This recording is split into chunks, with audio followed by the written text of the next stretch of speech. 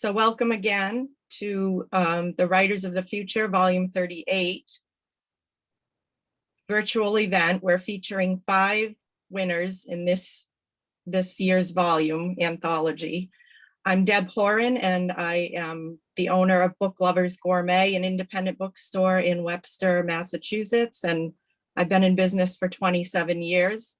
And this is, I think, my 3rd time hosting a virtual event with Writers of the Future winners. So I'm happy to be back and welcome these new people, new winners, and new fans. So like I said before, if you can keep yourself on mute, and if you have any questions, please put them in the chat. There's also a link in the chat for ordering the book, which we have right here, the brand new volume 38 with Bob Eggleton's wonderful illustration on the cover. So it's available at bookshop.org, and if you order actually directly with the link, you will get a 10% discount, and you'll also be supporting independent bookstores. So that's in the chat link right now. So yeah, I'd like to welcome everybody here. Like I said, we are featuring 5 of the winners of this year's volume 38. We have author Mike Jack Stoumbos and Rebecca Treasure, and illustrators Natalia Salvador, Michael Talbot, and Jim Zakaria. They were all published in the L. Ron Hubbard Presents Writers of the Future, Volume 38, and Michael is also a previous winner who came back to illustrate stories for this volume and also helped teach the workshop. So welcome, everybody. First of all, what is Writers of the Future? Writers and Illustrators of the Future. So it's published by Galaxy Press annually, and I'll just read a little from the introduction. The goal, it was founded 38 years ago, hence the 38 volumes, by L. Ron Hubbard, and founded the contest to promote the writing of speculative fiction, short stories, science fiction, fantasy, and horror. So the idea was to inspire, train, and promote young writers who very often have a hard time getting noticed by professional publishers. It was also expanded shortly after to include illustrators. So the stories that are in this anthology are all from budding new writers. Sometimes it's their first publication. So it's a contest where writers are invited from around the world to submit their entries. There's no charge for entering the contest, and it's a blind judging. And the judges are well-known professionals in the field. So there's Frank Herbert, Brian Herbert, Kevin J. Anderson, Diane Dillon, and this volume here is edited by the late David Farland, who unfortunately has passed away shortly after finishing this volume, but he was very involved in nurturing up-and-coming talent, and will be missed. So what I'd like to do is start off with maybe the writers. We have Mike Jack Stoumbos, who wrote The Squid is My Brother, and I will just read a little bit of his background. He is a speculative fiction author disguised as a believably normal teacher living with his wife and their parrot. So his love of storytelling brought him to the stage as a musical theater actor, role-playing table as a game master, career trajectory to teach English and theater. But in the summer of 2019, he shifted his passion to writing, making that a priority, attending workshops, practicing daily. And his work has since appeared in several collections, And shortly after he was named a Writers of the Future winner, his space opera series, This Fine Crew, was picked up by Chris Kennedy Publishing. So maybe you can tell us a little bit about your idea for this particular story, The Squid is My Brother, and how it might be tied into your teaching career and how you are influenced by working with students. Sure, yeah. Hopefully y'all can hear me. Yes, the story, The Squid is My Brother, is about a student who grew up at a space station far away from Earth. And due to things that are going on that she's not familiar with, she gets sent back to Earth, where for the first time in her life, she is the only person around that has an alien symbiote attached to her spine. So The Squid is My Brother is one of those science fiction stories that is going to take something usually out of cosmic horror with tentacles and attached aliens and make it very endearing. And this is one of those concepts that I just like playing with. I like taking the things that are usually found in horror. Sometimes when people ask me about where I get my ideas, I will watch through the trailers on like Hulu for every creature feature B movie I can. And then like by the end of the trailer, I'm like, cool, I have another short story idea. And I'll turn it into something sweet and hopeful science fiction with a little bit of comedy. And then the school side of it, yeah, I'm a teacher. I have been working in traditional classrooms for most of a decade, and I have recently made the switch entirely to private online education. So I teach high school writing and fiction writing through Aquinas Writing Advantage and then online tutoring. But for a long time, I was in the classroom. I was with the students.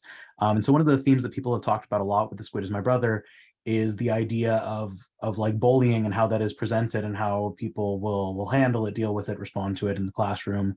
And I'm not going to say that that wasn't one of the influences, but really the big thing that drew me into writing this story was about a student who's in a new place that they're just not familiar with. They don't know the rules, they don't know the expectations, and they're trying to figure it out. So some people have also brought up the immigrant student experience, which is something that I have been familiar with as a student and as a teacher. And so there are definitely things that filtered in, some of them deliberately, some of them not so much, but I'm glad that it worked out as a story and that it's responding, it's resonating with people. Yeah. And Rebecca, your story was, if I can pronounce it correctly, Susu Kasva Surimas, which is Russian, I believe. It's Estonian. Is that Estonian? Estonian, okay. Yeah. Okay. And that's as close as anybody's gotten. Apologize okay. to all the Estonians in the audience. We are all doing our best with my title. Okay. Well, so you grew up reading science fiction and fantasy in the foothills of the Rocky Mountains, and has lived in many places, including the Gulf of Mississippi, Tokyo, Japan, and discovered Writers of the Future shortly after you began writing fiction. And you have made multiple entries into the contest. So this was your first acceptance, is that right? As my first sale? First, yeah. No, ma'am. No, not first sale, but first being included in the anthology. Oh yes, my first time. Hopefully not the last. No. And yeah, if you could talk a little bit about the background of this story and what inspired you to write it. Yeah. So I was working on a historical fantasy novel about the Napoleonic era. And when you're writing a big, expansive story like that, you come across a lot of bits of trivia and pieces of information that aren't eventually going to make it into the book. And Napoleon's maneuver at the river Berezina, I do not speak Russian or Estonian, was one of those things that I found really cool and interesting as a piece of history, but never found a place for it. And then when I was growing up, had a semi-adopted Estonian grandmother who lived across the hall in an apartment building from us. And she was just a big part of my childhood. And so as happens quite often with short fiction and probably long fiction, those two ideas kind of collided. And so I wrote a story about an Estonian grandmother in, Napoleon's Russian campaign. And a little bit with animal magic. Yeah, I as love well. animal magic.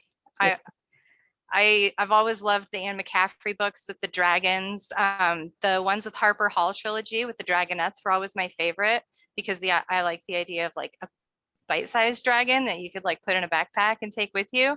And so I Mhm. think like there's lots of stories about bigger animals, but I like the idea of just kind of like a homespun everyday kind of animal magic. Mhm. Is that the first time you incorporate animals into into a storyline then, or no? With No. magic qualities?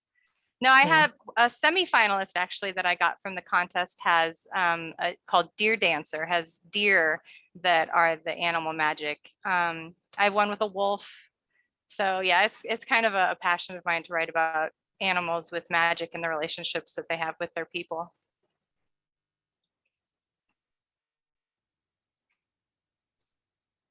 And so let's meet some of our illustrators. We have Jim Zakaria. And let me find your bio here. Born and raised in East Boston, Jim has worked varied jobs in graphic design. First as a printer, then a print buyer, then a graphic designer, specializing in book cover design. His work has won acclaim from Book Builders of Boston, the New York Book Show, and also appeared in annuals of the book from Book Builders of Boston. So talk a little bit about your assignment for this story, The Greater Good, and how you came to develop this concept here. I'll show everybody this is the image if everybody can see it, or if you have any images you'd like to put on your screen too. Is Jim there? Sorry, I wasn't sure. Yeah, sorry. Okay, there you are. Okay, Yep. yes. Yeah, The Greater Good. I love the story. I like the premise of it. There's a light ship carrying colonists to another planet. It's going to take a while to get there and to maintain order with this community on the ship until they get to the destination. They use sort of a machine that will purge them of their sins or memories of their sins. I thought it was a great premise, and and who knows, maybe we'll be going there that way. But yeah. So the idea I wanted is, I really wanted it to look sort of dreamy in a way. I did like the idea of trying to represent in a way what is happening to the person that is in the machine, the helmet, trying to represent that these sins and so forth, the memories are being drawn from them. So on that, so in a way, I have that white space on the face to represent that.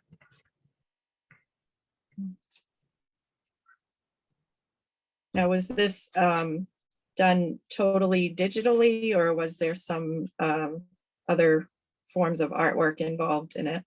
That was digital, yes. Yeah. It's not the only way I work, but it's usually the way I work for client work. If there's changes, it's easy to make and so forth. Yeah. Mm-hmm. And then we have Natalia Salvador, who has not one, but two illustrations in this volume. One was for The Squid is My Brother, that we just spoke about with that Mike wrote. And then also, sorry, the other story was by Rebecca's story. So we have the two authors and the illustrator combined. And I see the illustration for both stories up there. Thank you. And Natalia was born in Grenada. And so she's joining us. Thank you for joining us in your time zone.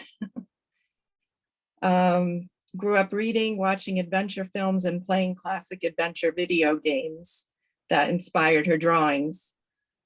So yeah, you've always admired book covers, interior illustrations, and was drawn to that while you're studying fine art and graphic design. So how long have you been doing like professional illustration, or trying to work with publishers and other writers? And I started trying to be a professional illustrator years before I found my first opportunity. So I've been trying since 2015 or 16. But my first cover, I think it was around 2018, maybe. And then there wasn't much movement. Yeah, my story has some ups and downs because of life, basically. But yeah, after winning the contest, I've started having more opportunities. I don't know if I guess I've had more exposure, and also some people from the organization have helped me with providing references for an author, for example. So yeah, the contest has been very important for me. so when your work was chosen as one of the Illustrator winners, they decided to pair you up with two stories to work with? No, at right first, from the beginning, did they offer you the two stories right away? No, I did the first one, and just when I was finishing it, they asked me if I wanted to do a second illustration. And then when I said I was honored, they sent me Rebecca's story, which was so beautiful that I was thrilled to do that one too.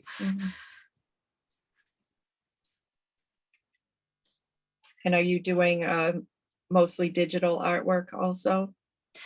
Or Yeah, are you doing any just like Jim, I other? work on other media, but yeah, it's easier to work for clients with digital media because of the changes mostly. Yeah, I enjoyed, I mean, both illustrations. They really set the mood and told Thank you. the story without giving away, you know, too much detail, but enough to draw you in. Yeah. I thought, especially the representation of the animals and just that whole setting there for Rebecca's story. It was. And then, I'm sorry. Go ahead. I know. I just was going to say that I think I hadn't drawn so many animals together before, and I wasn't very sure about it. But it's something many people has told me so far, that they like the way I do animals, that how expressive they are.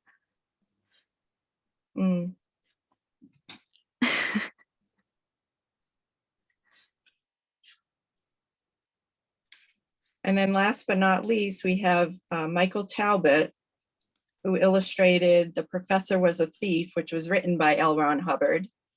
So that must have been exciting for you. And Michael grew up in Jamaica and had a strong desire to inspire and speak to others through his art. So in 2012, he left his home country to live in the United States and began pursuing his artistic dreams. He earned a BFA in illustration and graphic design with a minor in animation at Lesley University in Cambridge, Massachusetts. Since working as a Boston-based freelance artist on a wide range of projects, exhibitions, and showcases. So yeah, let us know how you approach this story and what inspired you to create your illustration for it. I'll show, let me show, here it is with the cigarette, the graphic with the black, almost black and white with a little bit of color in the cigarette smoke and the background with, that's just hinted at a little bit. Yeah. So as mentioned, I had entered 8 years ago in volume 30, and I was one of the Illustrator winners then. And my idea or an approach was the same as I did back then. I knew that most, if not all, of the winners, or at least the Illustrator winners, would be approaching pieces using digital art.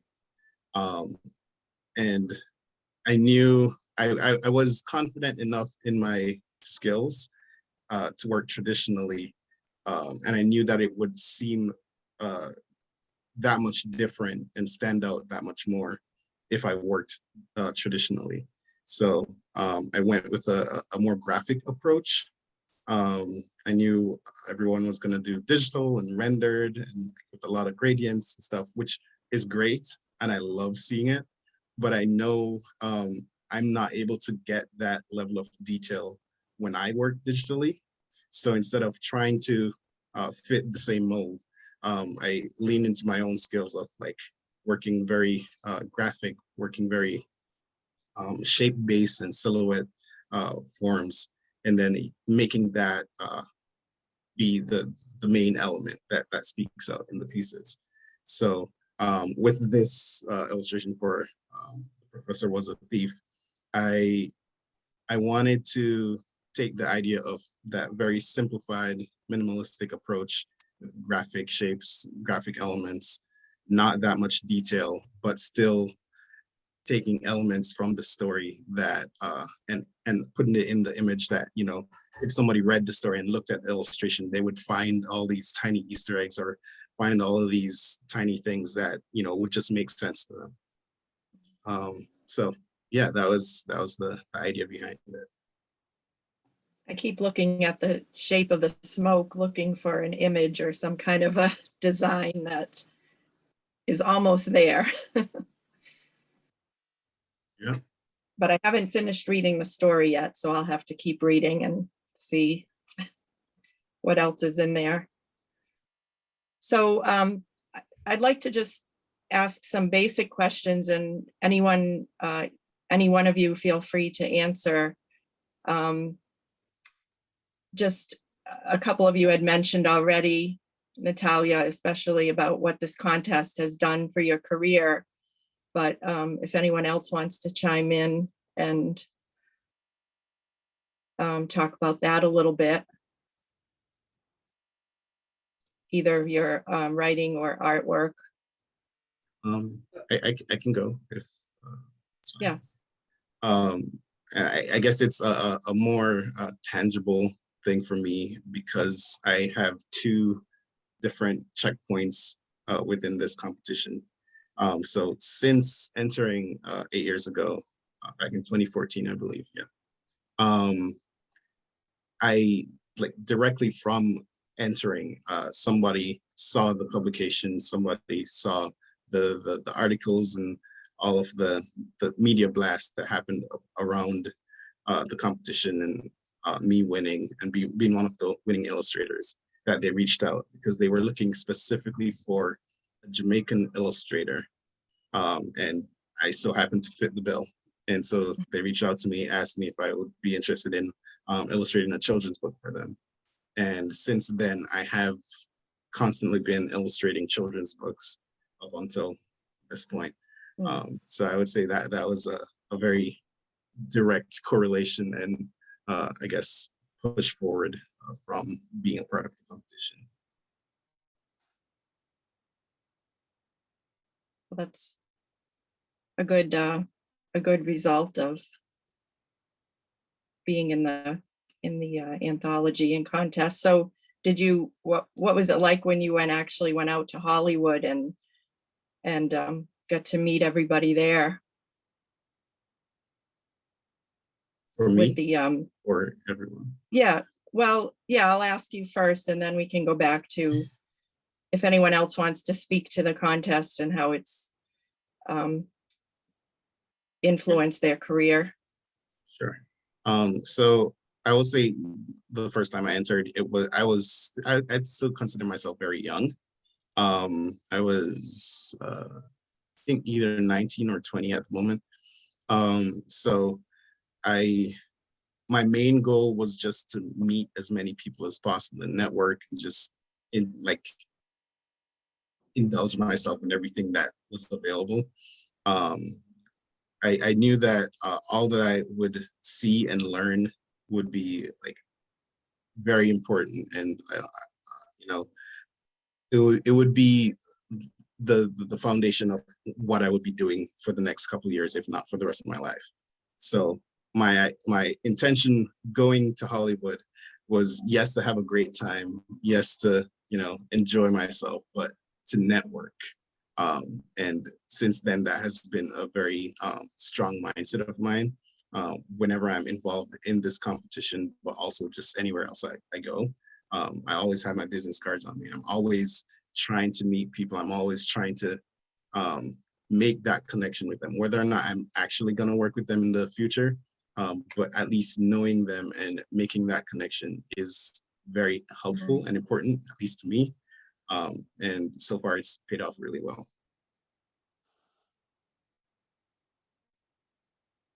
And well, actually, before we get too deep into the questions, would either of the writers like to read a little snippet from their story?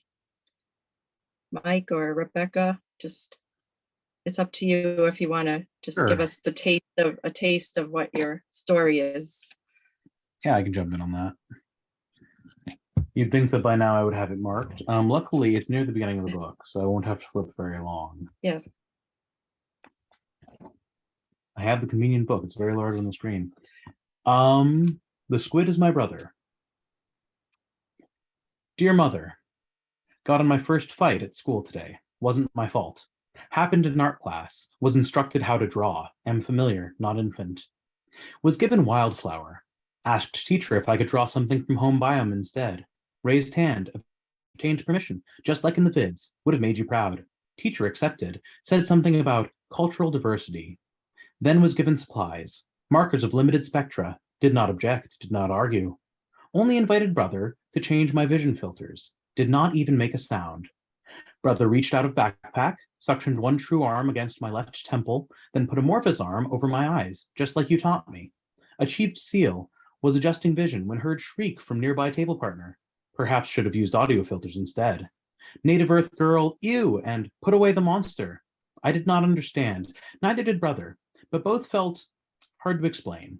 Perhaps we'll learn word, but new concept, never experienced until Earth, and never so strong as today. Brother retreated, pulled closed backpack, put my own head down. But Native Earth girl called teacher, made chirping noises. I didn't listen. Teacher asked nicely that I keep brother put away, only teacher doesn't say brother, says xeno-org, like a dirty word, like refuse from science experiment.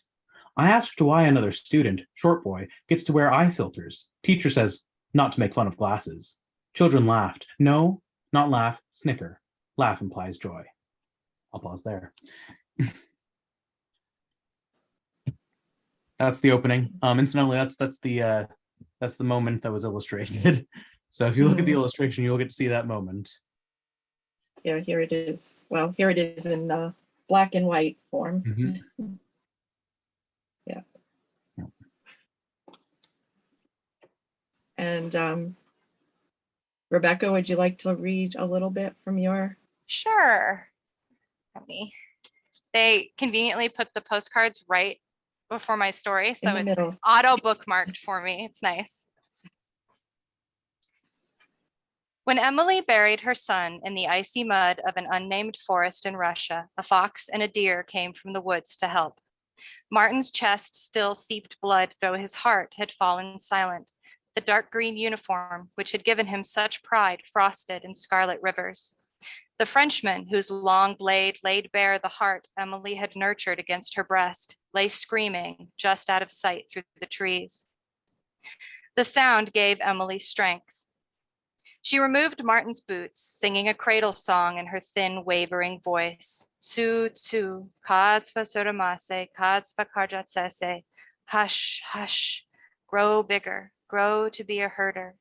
He had grown to be a soldier, herding death. Emily rocked back on her worn, cracked boots, wrapped in strips of cloth taken from a dead horse's blanket. Martin's musket, greatcoat, and shako were already set aside to be carried back to camp. She'd tied his jaw shut in the old way, grateful his eyes were closed. She clawed at the shards of frozen earth, desperate to make the grave deep enough that the animals, whether they had boots and muskets or paws and teeth, could not ravage Martin. The buck stepped from beneath a fur, soft brown eyes shining. At first, Emily was afraid. She'd taken a great risk leaving the camp to search for Martin after the battle. Then the buck began to cleave the dirt with his hooves. A fox slunk through the bare lilac shrub, yipped once, then scrabbled at Martin's feet. Other animals drifted from the woods too, a beaver with a frail sapling to mark the site, a family of chipmunks to dig a pillow for Martin's soft black hair. Too cold to cry, too hungry to wonder at the magic, Emily dug alongside the woodland creatures, grateful for the company and the scant warmth rising from their labors. I'll pause there. That's also the scene that was illustrated by Natalia. It's absolutely beautiful art. Mhm. So getting back to the question, and please, if you have any questions for our guests, put them in the chat and we'll try to get to as many as we can. But if anyone else wants to talk about either what the contest has done for your career or what it was like when you when you found out you had won the contest and ended up getting to go out to Hollywood. I know the past couple of years they weren't able to do in-person galas, but I think they're back to doing them. So if you got to go, it would be interesting to hear about your experiences and also, how this has changed your career or influenced your career. Anybody who would like to speak, go ahead. Yeah, I've recently got a job from an independent author that saw my work associated with the contest. What he's doing, he's starting a Kickstarter, and depending on how successful that is, I'll be doing a deluxe jacket for that book. But in the meantime, he had me do covers for 2 novelettes, also within the same world, The Defenders of Voz. It's spelled V-O-S-J. The author's name is Kevin P. Hallett. That's Hallett. Yeah, and so I've been painting a lot lately. Also getting ready for the Gen Con convention next week. So with his work and the work I've been preparing for the show, yeah, I've been painting a lot. Great. Anyone else? Sure. What was the first question? What it was like going to Hollywood and then. Well, what has the contest done for your career? Oh, that's right. How Sorry. is- yes. So the biggest benefit to me so far has just been the incredible support coming from Writers of the Future and Galaxy Press. And then the networking once, I actually got to the workshop week and got to meet all these incredibly talented people and all the other people and all the judges, and everybody just associated with the contest is so genuine and friendly and supportive that's just been just an incredible a benefit to me. And I really look forward to maintaining these relationships as everybody's careers takes off and grows, because it's really just an incredible group of people. As for what it was like going, I was actually a finalist 3 times last year when the selection was happening for this volume, and I didn't win any 3 of those times. So I thought that I was out. And then shortly after getting the phone call that I had not won my 3rd time being finalist, Joni called me again and said, "You're going to be a published finalist," which means that I got to be published in the book, and I got to go and do the workshop week and go to the gala. They gave me a trophy. I got the incredible art from Natalia, but I'm actually still entering the contest. So I got like a double win, I guess. It's really special experience for me. Yeah, it's been really amazing. Good. I'll jump in as well. Yeah, so I'll start with the what it has done for my career. The cause and effect is very hard to break down in terms of where the author career grows at different times. There have been a lot of things that have felt like great connections and like jump off points, checkpoints, that I think are very highly influenced by this, but it's kind of hard to tell where all of them fit together. So one of the things that happened very close to the win of the contest being announced was when I was picked up by my publisher. So I had a science fiction series picked up, and actually I'm going to grab book 3 from that one. So the 3rd book in this fine crew, Seed in the Sky, which came out this last March. So I had all 3 books out by the time I went to Hollywood in April. So that was a very cool thing. And so one of the things that I was able to do when I was at the Writers of the Future workshop is, we went and toured the L. Ron Hubbard library and like saw a bunch of different shelves with copies of books from former winners and so on and so forth. And I talked to Jody, I was like, okay, is it presumptuous for me to like, put my trilogy in here? And she was like, no, that's awesome. You signed those, you give those to me. We're putting your trilogy in the library. So my trilogy is now in the library there, which is just, that's awesome. So a lot of these things, they compound on each other. So being part of the Writers of the Future, just groups and forums in general before I was a winner, and then being part of that winner circle and that interconnected nature, that's been really great for networking. And one of the people that I've been working with a lot over the last year, another former winner, volume 31, Martin Shoemaker, who is also, just wonderful person, but his writing and his career are taking off, and I love his writing, so that makes it very easy to want to follow up with him. I've been working with him a lot, and he's been a pretty instrumental mentor for me in terms of just my productivity and mindset, and like the stuff that I'm cranking out and getting sent to a whole bunch of places. So it is, like I said, it's hard to tell what the direct cause and effect is, but it has been a very positive growth trajectory, since I started entering, and since the win, and then definitely since the Hollywood experience. And one of the things that I've been doing a lot kind of on back-to-back basis is going to book selling events. So I'm going to conventions and conferences. The Writers of the Future win is what is getting me into Dragon Con. Like I would not have been invited as a guest if not for that, I'm pretty sure. And that's a very cool thing to be able to add. Yeah, so it's been a great experience overall. Yeah, I think that's what kind of sets apart this whole, not just the printing of the book, the publishing of the anthology, but it's there also, you get that support, you get the encouragement for one, and then you also get the training with the workshop. And so I think they're very smart to do that, because it's very supportive, nurturing, especially to beginners, and trying to break into that either writing or illustrating field is not easy. So I think that really makes a big difference. Do any of you have a favorite part of the workshop that they offered, or working with certain people, or the topics, or how what do you think was the best part of that? Michael, you look like you want to say.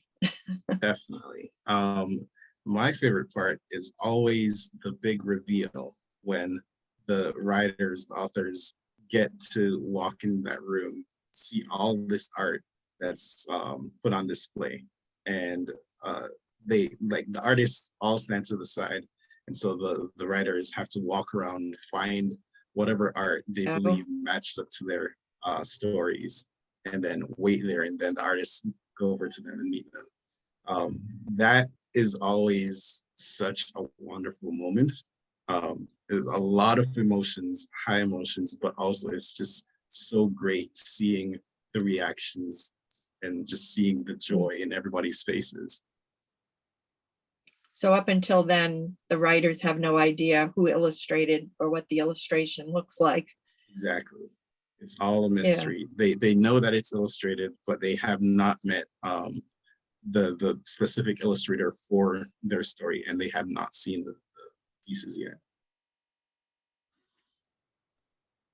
Well, I can see where that would be exciting or emotional. Yeah. And That was very exciting. I'm sure.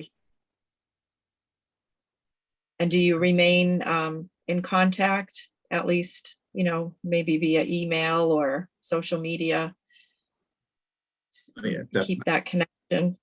Yeah. So a couple of you have mentioned like other projects you've got coming up, but does anyone else have anything they'd like to share as far as upcoming projects or future aspirations? I am doing, with the author I met, Dupre, I am doing some work for her right now. She's also doing a graphic novel, which I'm doing the colorizing. I'm not the art, but the art is already done, but I'm doing the coloring of it because she liked my sense of color, I guess. So yeah, that worked out well.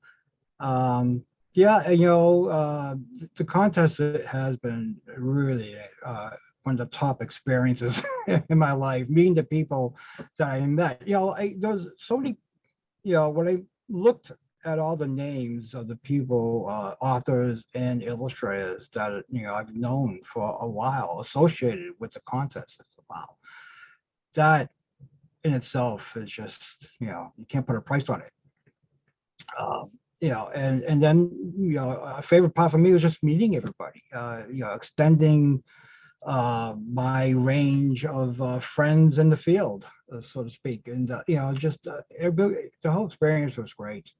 I can't, and you know, other illustrators that I know, I've been pushing them to enter. You wouldn't regret it. They give so much. So that kind of leads into the next question about any advice that you have for aspiring writers or illustrators. So networking is obviously very important, making connections and, you know, just staying inspired by looking at other or reading other people's works. But beyond that, is there anything else specific that you would recommend? I would say work all the time. If you haven't got client work, work on your own projects. A lot of the work that I sent in to get into the contest were personal pieces.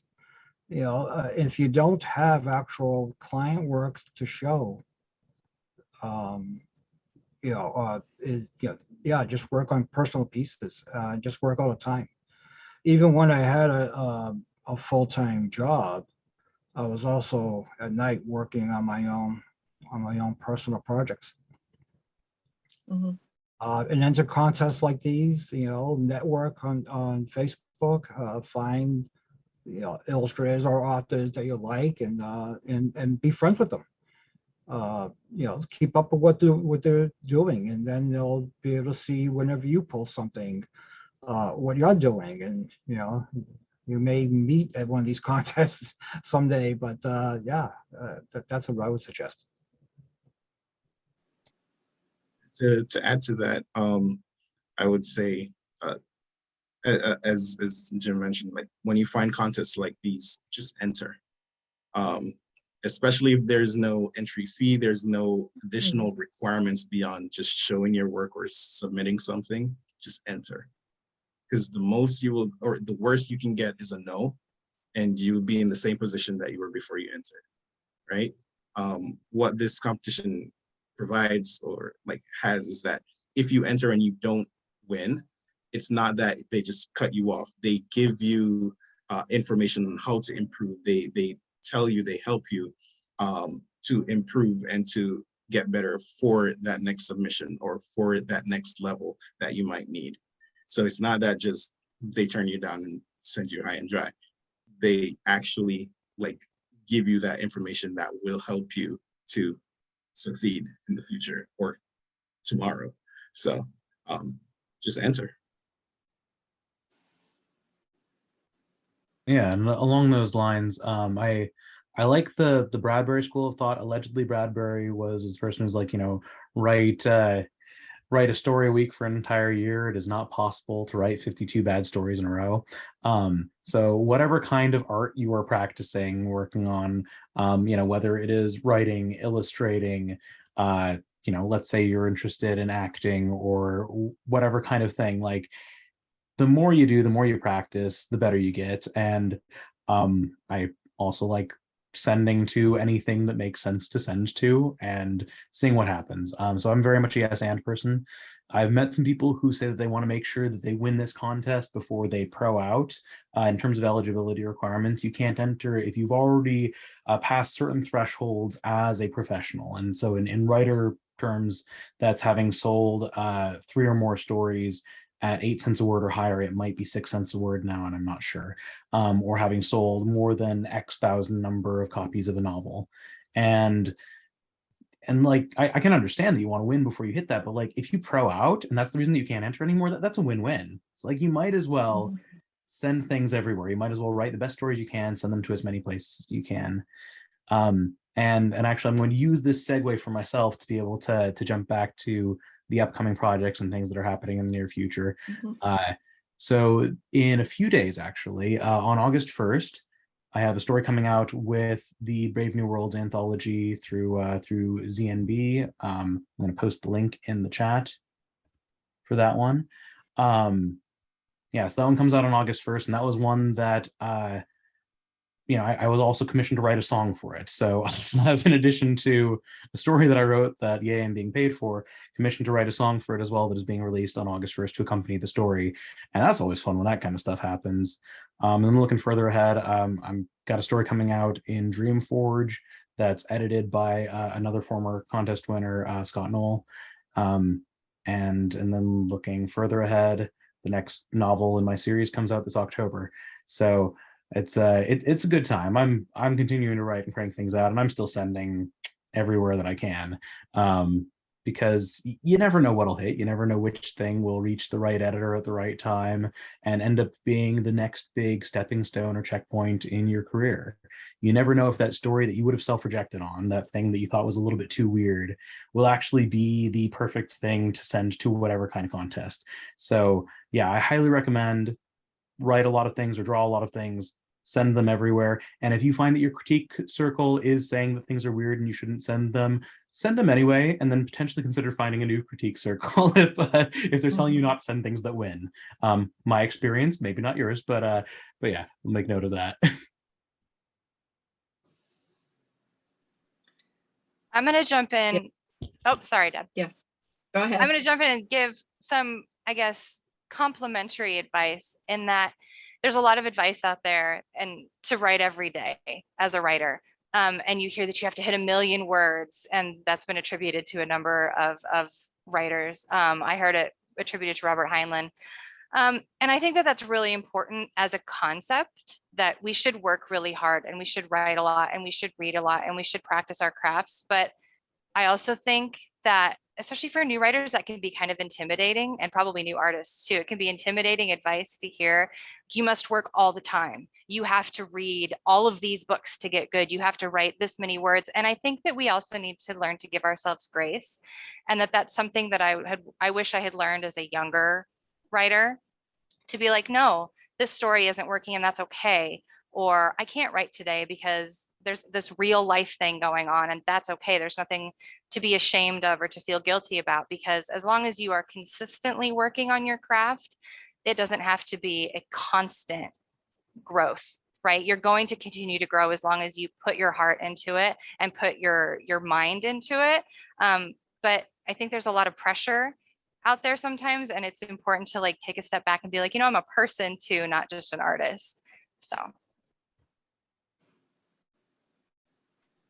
I also Well, wanted to say, part- sorry, Go ahead. that I was, you were going to ask you your opinion too. Yeah. yeah, I was going to say that my advice, besides all that's been said, that is that don't get too discouraged with rejections, because all of us get a lot of them, or maybe we don't even get a rejection. So I know it's easy to feel down or feel that maybe you're not good enough, but that's not true. In the end, it's just that you need to find the right moment, the right person. It's all about luck, and you have to work on what depends on you, which is your craft.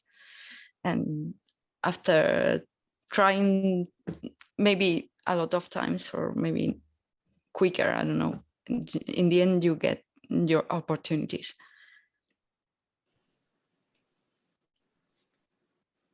Well, it's always, a good way to learn is from getting rejections or making mistakes or getting feedback, hopefully constructive feedback. That's how we all grow as an artist or a writer.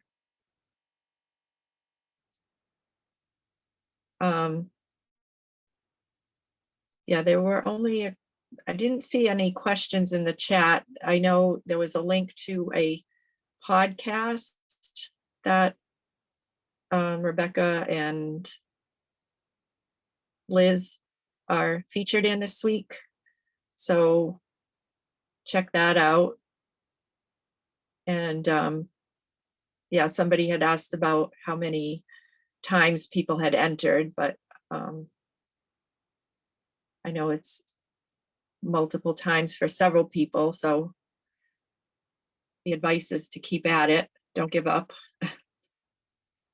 and find your, support network, whether it's online or in person. I know our store hosts a monthly writers group, and it's open to any genre, any styles, and it's a good way to just connect and get good advice from people near you and that are involved in the same process. So did I miss anything? Does anyone else want to make any comments about their stories or their art or their future looking ahead?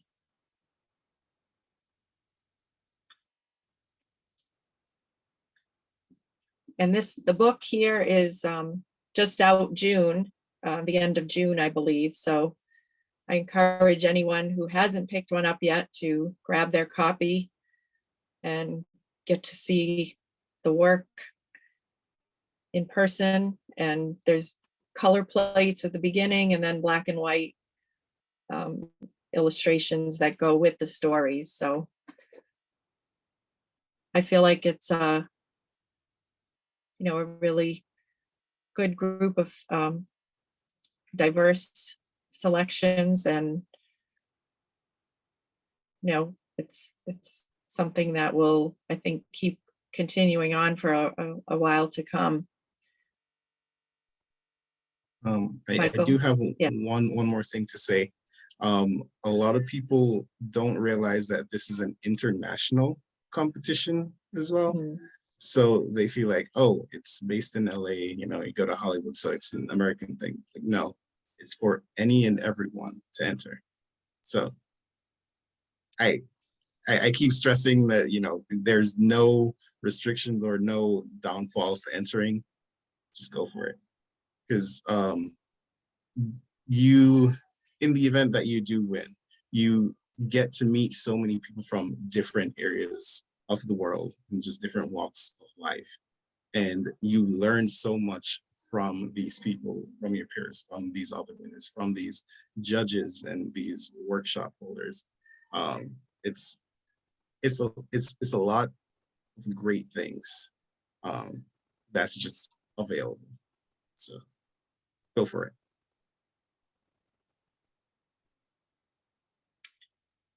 Yeah, and please, everyone, check the chat because there are links in there also to websites and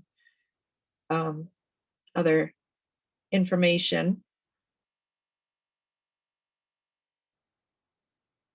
Does anyone else, any of our other participants have any questions or any other comments?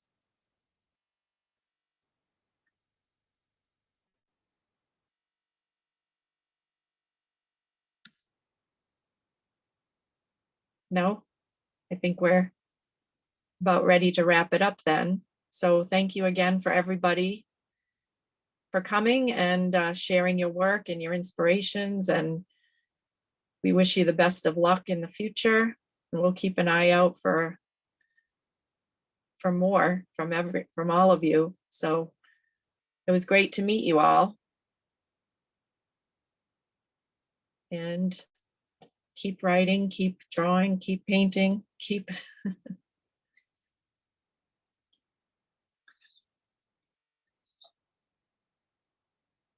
Have a good night, everybody. Thank Good you. night. Thank you. Bye. Thank you. Thank you. You can unmute yourself. Yes. Good night. Bye. Good job, Bye. everybody. Good night.